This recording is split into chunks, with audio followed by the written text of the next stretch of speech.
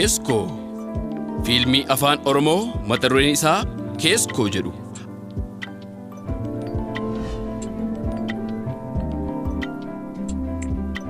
Akkas taanaan dubbiin salphata jechuudha.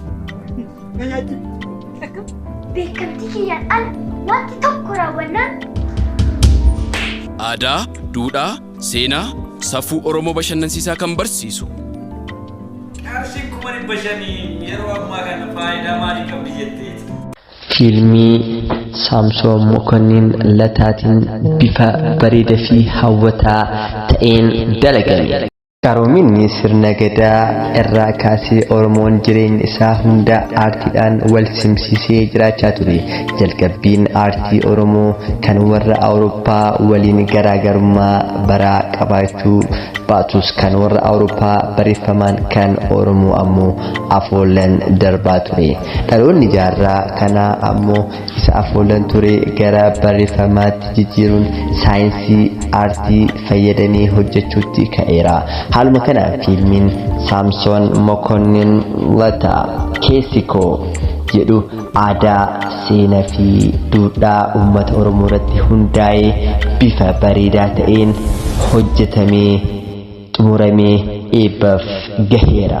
Fiilmiin kun waan hundaan sadarkaa isaa kan eeggate yoo ta'u, kwalitii 4K kwalitii kan hojjetamee fi baasii hedduun kan itti bahe.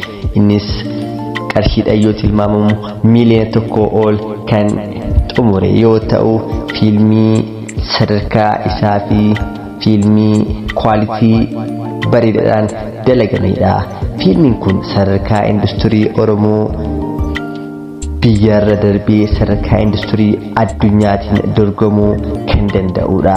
Kanaafuu isinis fiilmii seena qabeessa kana guyyaa eebba isaa Adoolessa 16 bara 2014 Birbisa Gooroo Finfinnee yookaan Piyaasaa Hoteela Eeliyaanaatti sa'aatii 9 irratti haala ho'aa ta'een ni eebbifama. Guyyaa itti aanu immoo Adoolessa 17 bara 2014tti immoo sa'aatii 7 irraa kaasee irra deebi'uun haala ho'aa ta'een giddugala aadaa Oromootti ni eebbifama. Maarree guyyaa sana hundi keessanuu aartii Oromoo fi afaan Oromoo tokko taanee yaa guddisnuun affeerra keenya. Namni tokko osoo hin hafin aartii Oromoo waliin haa guddisnu jecha guddina aartii Oromootiif hundumti keessan gahee keessan sheer gochuun namoota hunda bira akka qaqqabuuf gahee keessan akka bahatan dhaamsa kenna.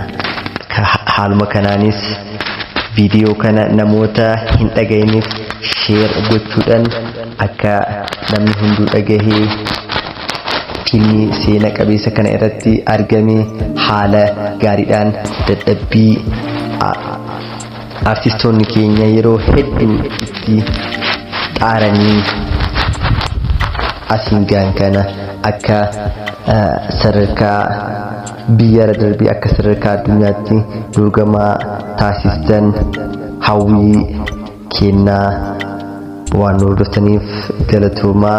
Warroonni yuutuuba keenyaaf haaraa taatan sabskiraayib gochuudhaan oduulee wayitaawaa fi haala bareedaa ta'een isiniif qabannee yeroo hunda waan dhiyaannuuf sabskiraayib gochuudhaan nu hordofaa.